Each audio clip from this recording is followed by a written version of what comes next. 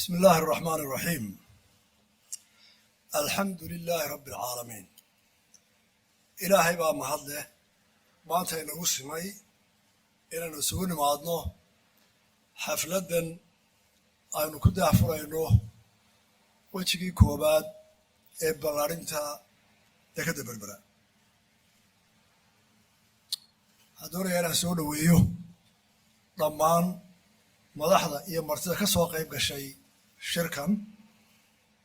قدوميها محكمة السنة مديرياش وزير ده برلمان كي يقول تيدا أنت كتشوفته أحزاب تقارنك قدومياش وده اللي بدو يتشوفان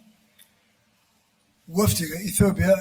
كم دي اللي بدو وزير أحمد شده يدوم جوده وزير الجديد كأه وفتي كسوق دي بي ويل وهو قامنا قدوميها دي بي ويل أحمد سلطان وفتي كينيا كسوق كم تهاي حلبانكا أما إمبيغا ريال أودينغا قبديسي أما إنتيسي أيو قامنا يسو أو أساحيب وين أو سوماليلاند برايم مينستر كي هو غيني بيساو دمانتين waxaan soo dhaweynayaa ka qaybgalka xafladda lagu furayo fayskii koobaad ee magaalada Berbera maanta waxa maalin weyn oo taariikhi ah oo u ah dadka Soomaaliland iyo geeska Afrika iyadoo aynu u goobjoog ka nahay furitaanka ballaaran ee lagu casriyay dekedii Berbera oo ay maalgelisay shirkadda DB World ee ay leedahay dowladda Imaaraadka Carabta waxa kale oo suurtagelinaysa arrintaasi ma aha oo kaliya in dekedii la furay ee waxay ka dhigaysaa Somaliland dal hogaamiya shaqada dekedaha noqdana boobayac mushtar oo u dhiganta Singapore ama Dubai mustaqbalka soo socda hawsha inoo qabsoontay waxay kor u sii qaadaysaa horumarka dhaqaalaheena soo jiidashada maalgashiga caalamiga ah iyo shaqo abuurka dalkeena waxaan uga mahadnaqayaa dowladda Imaaraadka Carabta oo ku dhiiratay inay adduunka intaa la geliso dalkeena Somaliland iyada oo waqtigaa ay dowlado badan ay ka hor yimaadeen oo duufaano coladeed ku kiciyeen in aan la dhisi karin dekedda waxaa si gaar ugu mahadnaqayaa suldaan oo u dhabar adeegay culays kasta iyo cadaadis kasta oo kaga yimid dowladda jaarnahay si loo joojiyo in la bilaabo dhismaha aad iyo aad baan ugu mahadnaqayaa suldaan DB World iyo madaxda dowladda Carabta waxaan u mahadnaqayaa wafdiga Ethiopia ee wasiirada hogaaminayaan iyo wafdiga ka socda dowladda deegaanka Soomaaliyeed madaxweynuhu hogaaminayo oo inoo muujiyay inay yihiin dad ay naga dhaxayso wada shaqayn jaar wanaag isdhexgal iyo inay iskaashadaan mustaqbalka fog inta aynu ku uumanahay labadan dal ee Ilaahay walaaliyay waxaa kaloo mahadnaqayaa dhammaan macaamiisha dekedda Berbera kuwa gudaha iyo kuwa dibaddaba mahadnaqa kadib inaga reer Somaliland maanta waa inoo farxad oo waxaan furay dekedii waxaase ayna furay culays badan oo ah inaynu u adeegno dalalka aan lahayn dekedaha ee u baahan inay dekedan isticmaalaan ee ugu soo horeeyo dowladda deegaanka Soomaaliyeed iyo Ethiopia oo dhan iyo inta ka shaqeysa xilkaasi waxay inooga baahan yihiin mas'uuliyad culus oo ugu horeysa soo dhaweyn ilbaxnimo shaqo fiican waayo noloshu waa tartan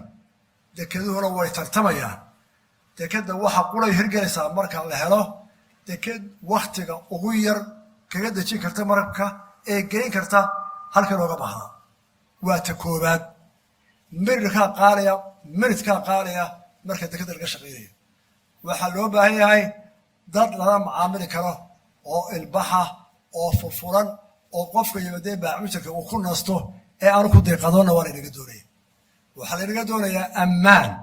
gaariga halkaa ka baxee dhexda maraya haddii uu ku banjaro ama meel istaago alaabtiisa iyo dadkiisu inay ammaan ahaadaan hadduu sharci shay yaallo oo la yidhaahdo waa dhulkii ammaanka ahaa kartida ahaa ilbaxa ahaa ee wax laga iibsan karaayey markaasaynu tartami karnaa xilkaasa inaga inoo yaalla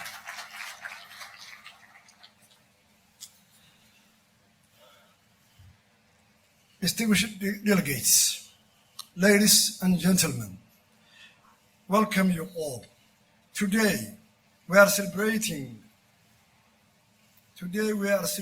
another key milestone of Somaliland's progress toward this economical development.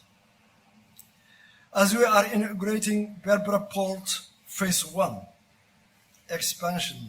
and the groundbreaking of Berbera Free Economic Zone.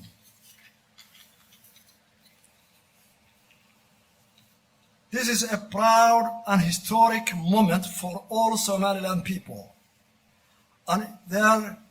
diaspora will be very proud when they see today these events going in Berbera. That has been realizing our vision for a long time. We want to thank and to remember our President Ahmed Silayo, who has innovated that idea, and we are continuing his vision and idea to complete this action. With the expanded port, along with the free economy zone